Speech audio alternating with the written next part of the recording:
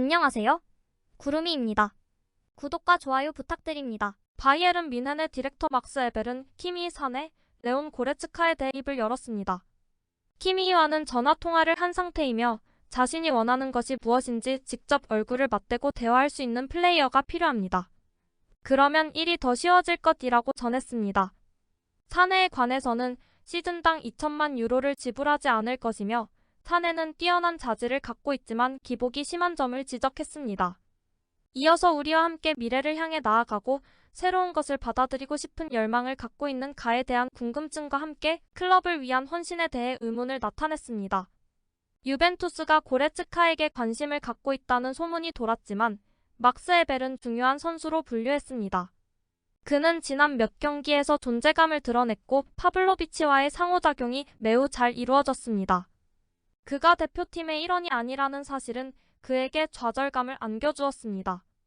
이런 상황에서는 항상 선수와 대화하려고 노력하며 우리는 오랫동안 서로를 알고 지내왔습니다.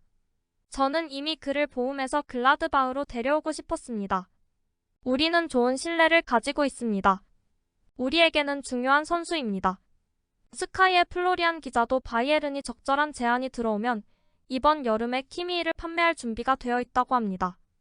키미히는 이적도 배제하지 않고 있으며 2025년 이후의 새로운 계약에 대해서는 아직 구체적인 논의가 없다고 전했습니다.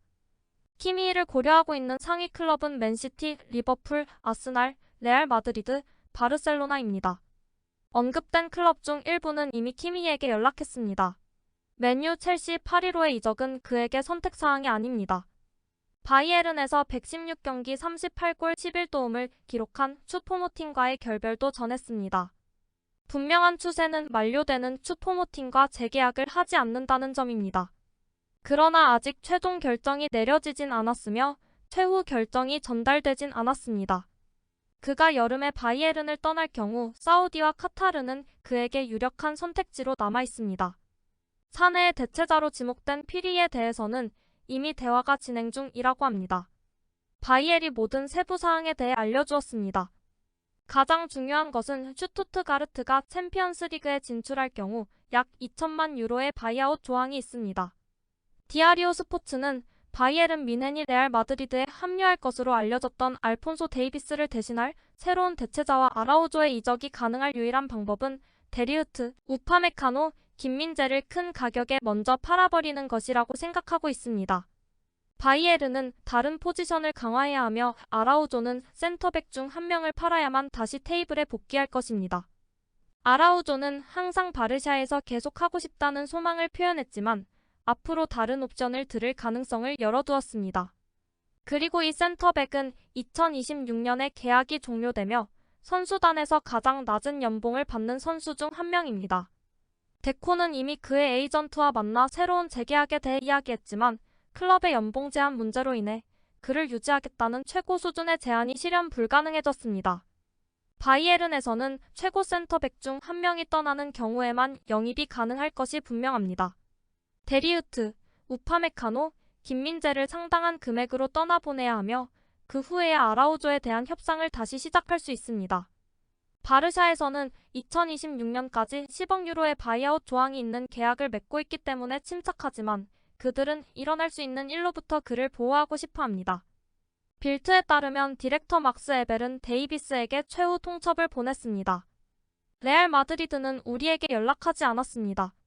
우리는 알폰소에게 매우 진지하고 감사한 제안을 했다고 말할 수 있습니다. 인생의 어느 시점에서는 예스 또는 노라고 말해야 합니다. 레알 마드리드는 알폰소를 영입하기 전에 맨디, 프란 가르시아, 심지어 미구엘 구티에레즈까지 미래를 결정해야 합니다. 라 리퍼블리카의 보도에 따르면 시즌 종료 후 투엘을 대신할 바이에른의 감독 후보 명단에서 콘테가 1순위로 거론되고 있습니다. 콘테는 몇 달 전부터 연락을 받아 구단의 우선순위인 것으로 알려졌으나 협상이 쉽지 않을 것으로 보고 있습니다. 콘테를 잠재적 감독으로 임명해 둔다면 사비 알론소와의 미래에 큰 영향을 미칠 수 있기 때문입니다. 바이에른으로 이적하면 콘테는 이탈리아와 영국에서만 일했던 경력 중 처음으로 독일에서 감독을 맡게 될 것입니다. 콘테는 전에 루디 가르시아가 압박을 받는 가운데 나폴리 감독직을 거절했었지만 바이에른의 제안은 거절하기에는 너무 좋은 기회일 것입니다. 그리고 잘 알고 있는 해리 케인이 득점 선두에 있는 상황은 흡족할 것입니다. 하지만 동시에 해리만큼 잘 알고 있는 다이어를 콘테 감독은 과연 주전으로 쓸지, 다이어도 콘테 감독을 반길지는 궁금하네요. 레버쿠젠 CEO인 페르난도 카로는 알론소가 남을 것이라고 확신하는 듯 보입니다. 알론소는 2026년까지 계약되어 있으며 그가 이곳에 남을 것이라는데 의심할 이유가 없습니다.